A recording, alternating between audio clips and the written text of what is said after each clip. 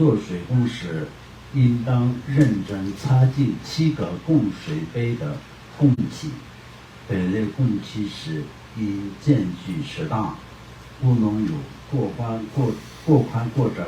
歪歪斜斜的现象，并且水中不能会有谷粒、堆尘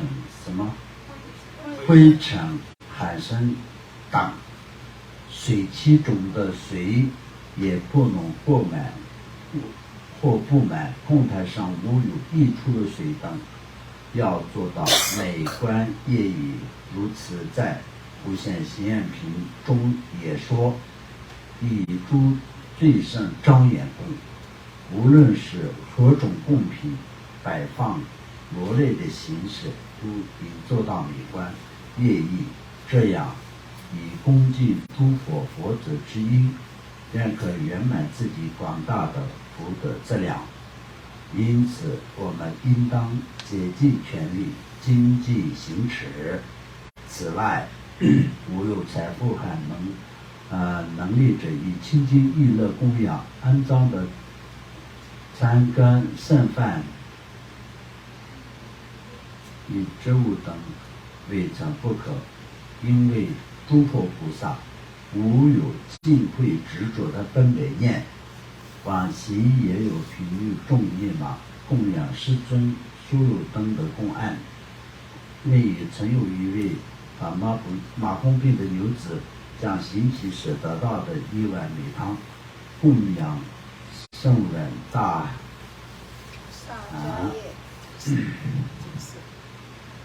迦叶尊者。当时一只蚊子落入塘里，马蜂女吐出无尽蚊子，结果手指断落于米塘中。大迦叶尊者为了满心愿，享用了美汤，并作为自己全天的食物。马蜂女因而欢喜无比，因此因缘此后转世也33天。供养曼达罗也是同样，以亲近乐意，尽力所能做成成绩愿意的物品来供养，乃殊胜要诀。所以这里面就是听到关键的2个词，也是根据自己的条件跟能力，才能力来决定允许和不允许，或者是亲近与不亲近，对不对？对。上面有些人就是本身就是有些财富能力，但是呢，就是以自己认为是不要特别的执着，也不要特别的重视。那么随便有也可以，没有的也可以，那种的话，那就是你做的供品这些来说啊，就是很有要求的，必须得要有最好的。因为根据你的财富，你做的供养是一定要最好的，一定要达到最完美的。你对时间法有多少的执着，对公平也是要多少的重视。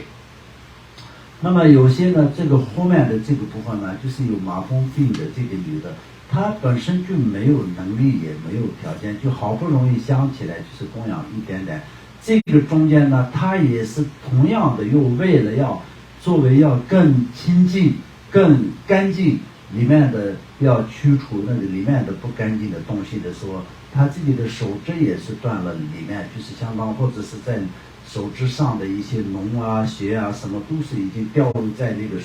碗中的这个怎么说呢，米珠里面的话，那么就是也是尊者也是使用了这个他的供养者，他自己也没有想过啊，我的手很不干净，所以把这个米珠已经弄得就是特别不干净了，已经弄脏了啊，他没有这样想，他就是很欢喜的。哇，他很欢喜的，就是知道啊，尊者也使用了他的这个因时的供养，所以他最后的结果就是获得33天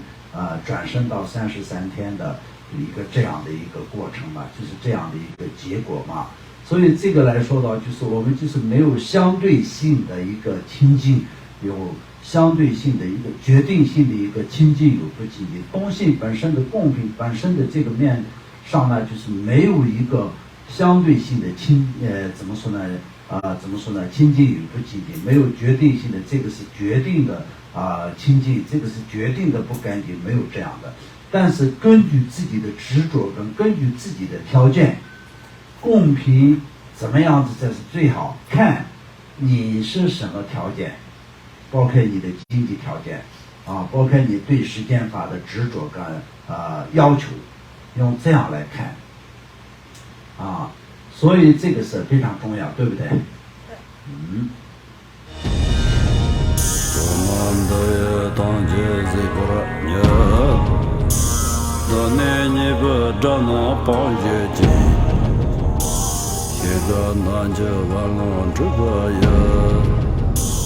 自尊自恋着狂着